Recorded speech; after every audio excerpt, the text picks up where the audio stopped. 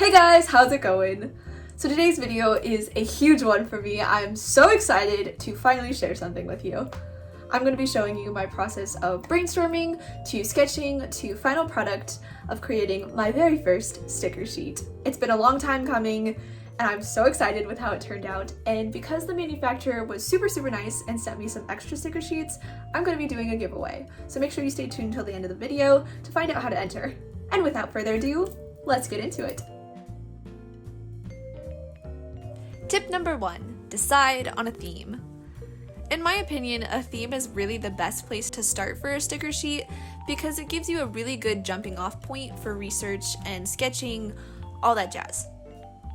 So the picnic theme for this sheet came first, and I started out by simply writing down a bunch of ideas. Anything at all related to picnics. After weeding through my own thoughts, I turned to Pinterest and my pals over on Instagram for even more ideas. This is kind of a bonus tip, look outside yourself.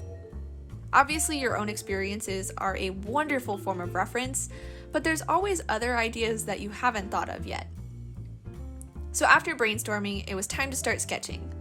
I've really been enjoying sketching in colored pencils lately because it's significantly harder to erase. The risk there really helps me to take my time and be more thoughtful as I'm sketching. So I sketched out a few designs in graphite, then moved on to sketching the characters. You might recognize these little guys from an earlier video, or if you don't, this is Bits and Bobbles. They're these little squishy forest folks, and they have entirely stolen my heart. They're usually my go-to when drawing if I don't know what else to draw. I don't know, they just tell me their stories and I draw them. I don't make the rules. So anyways, after sketching them out in pencil, I decided to line over it with my dip pen. I cannot get enough of this thing. Inking is like crack to me. It's very chaotic and risky, and I love it. So Bits and Bobbles already have a bit of a color palette set in place. They themselves are like a light leafy green, and I always pair them with teal, raspberry, and neutral earthy colors. That being said, I don't know why I threw this royal blue in there for the bike sketch. Maybe just to try something new? I don't know. No surprise, it just did not fit, and I ended up switching it later. After I finished them, I moved on to designing the props. Tip number 2, plan. Make sure your designs really work together. By taking the time to sketch out multiple designs and playing around with different colors, I was able to see what worked and what didn't before working on the final designs. Creating a sticker sheet is very different than making multiple individual sticker designs.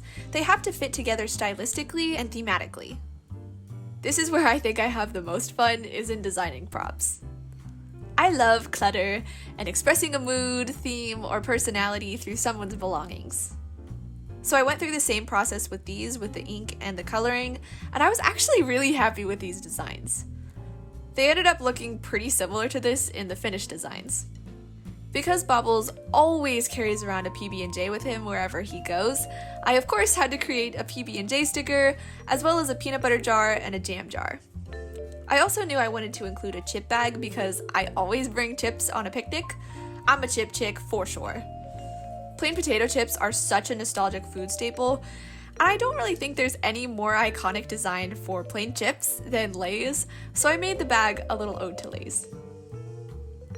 I'm also a fruit fan, so I thought the blueberries and the apple would be a really nice touch. After finishing these little sketches, I took a step back and evaluated each design. I tried to make note of what was working and what wasn't. I knew the royal blue of the bike needed to go, and the pose of Bits and Bobbles on the bike just seemed kind of off. I started sketching on my final surface, but it still just wasn't really coming out right.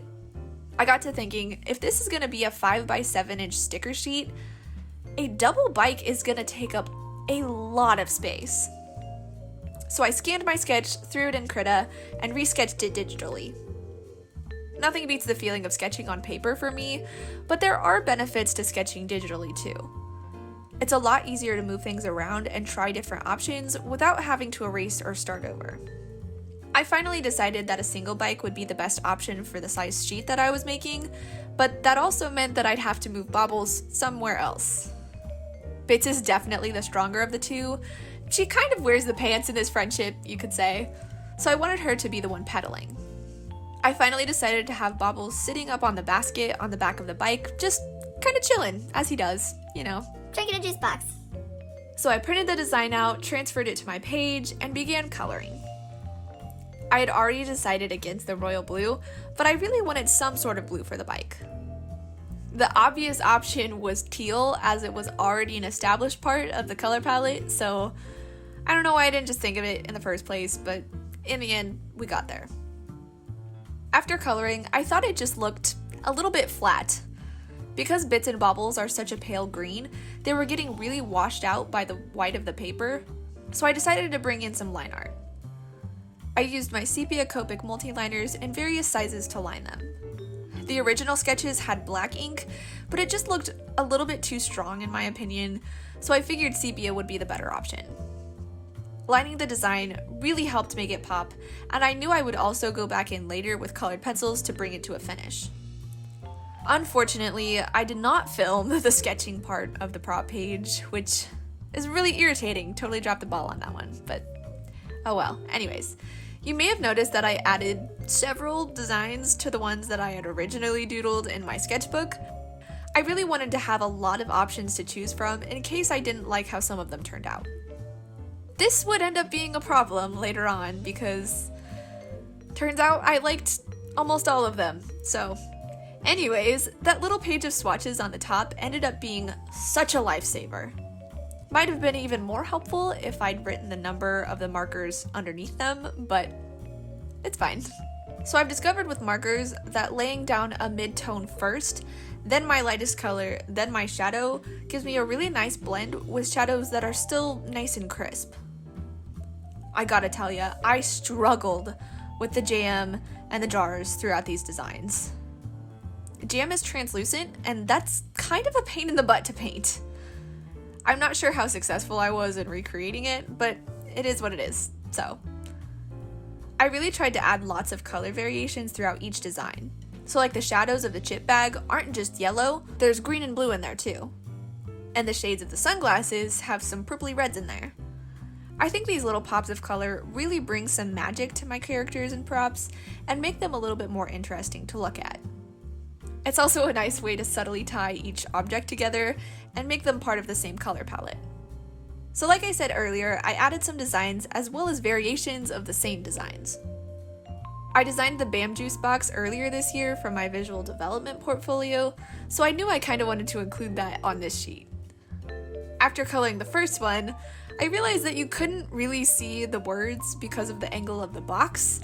Thankfully, I had already sketched out another design for it where you could actually tell what it was. Spoiler alert, the second design is what got used on the final sheet. So about halfway through, my desk looked like this. It's hilarious because when I'm actively working on a piece and my desk looks like this, I'm totally fine with it. It's organized chaos and I know where everything is. Except for my light mahogany marker. That little guy was evading me the whole time, and I needed him for like 3/4 of the designs. Anyways, so I tried a bit of a different style of line art at first with the props. I did more of a kind of broken line art, and I really liked the look of it, but it didn't really match the fully lined style of Bits and Bobbles, so I ended up lining all of the designs completely. I think the line art is really what tied everything together. To me, it looks like they're all little props in the same episode of a cartoon or a comic book. I kind of went design by design, lining and refining each one of them. So after that, it was time to scan them and remove the backgrounds. Sounds simple, right? It is, if you have a software that already does that. If you don't, it's a lot of zooming in and tracing around every single design to select the white and delete it. Pain in the butt does not even begin to describe this process. There's a website that does this for you that only charges like $2 a month, but by the time that I found that out, I was already half done and committed. Which is stupid. If there's a better way of doing something, do it. Don't waste your time finishing an idiotic process by using the excuse of, But I've already come this far. It would be a waste of time not to finish. spoiler alert, you're just wasting more time by finishing. So after slaving away over this for probably hours, I began to format a sticker sheet. So I designed the sheet, uploaded it to the site, and realized what I had done was wrong, and it all needed to be changed. Tip number 3, very, very carefully read the sizing and color requirements set by your manufacturer. I did not read the directions on the manufacturer's website, which very clearly states the requirements of the sheet, including, but not limited to, how close stickers could be to the border, how much bleed to give each sticker, and how close stickers can be to each other.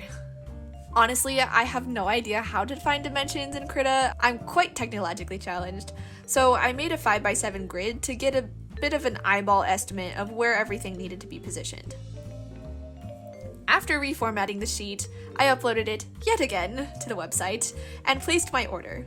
Bonus tip, always check for coupons. They had a coupon for I think it was 10% off, so I saved some cash. Most websites always have 1 or 2 coupons floating around, so yeah, check those out. They sent me an email of the proof of the sheet within a day or 2, and after approving it, the happy mail arrived a week later. So they even decorated the box with my stickers, which is so cool. That's such a nice touch. I love that. So now, the reveal. Guys, I'm so excited. They turned out so pretty. The colors are so nice, and it's so crisp. The quality is amazing. Also, these stickers are sturdy. I tried putting one on my sketchbook, and then I put it in the wrong spot, and I tried removing it, and it did not budge. So once it's on, it's on. So I absolutely love stationery, and I feel like it was only a matter of time before I started making some of my own. I feel like stationery is kind of one of those ways for artists to share their art with people in a more, kind of hands-on way than prints. They're great for journals and letters and sketchbooks and planners, scrapbooks. I mean, there's so many options. So congratulations if you made it to the end of the video. I am going to be giving away 1 sticker sheet to 5 different people. So here's the requirements. So number 1, you gotta live in the USA. I am so sorry to everybody outside of America, but your girl does not have the monetary funds for international shipping right now. Number 2, you gotta be subscribed to my YouTube channel, Allison Aletha Illustrations. Sticker sheets are so much fun, but the community here is even funner, if you will. And number 3, comment down below one of your favorite items to bring on a picnic. Is it tunes?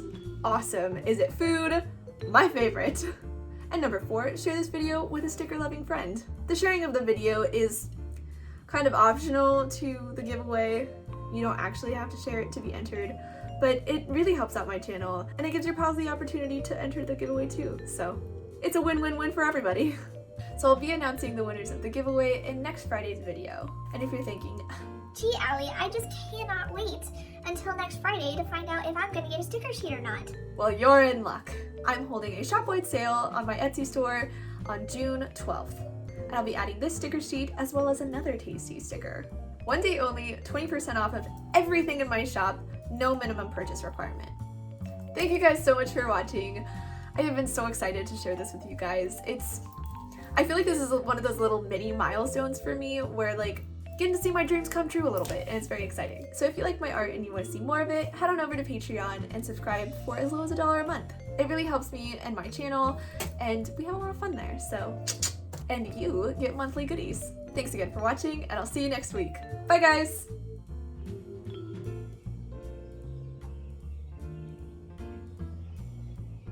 Say hello? Say hello. Oh, it's a big yawn. Oh gosh, your breath is so stinky. Your breath is so stinky. But I love you anyways. Yes, I do.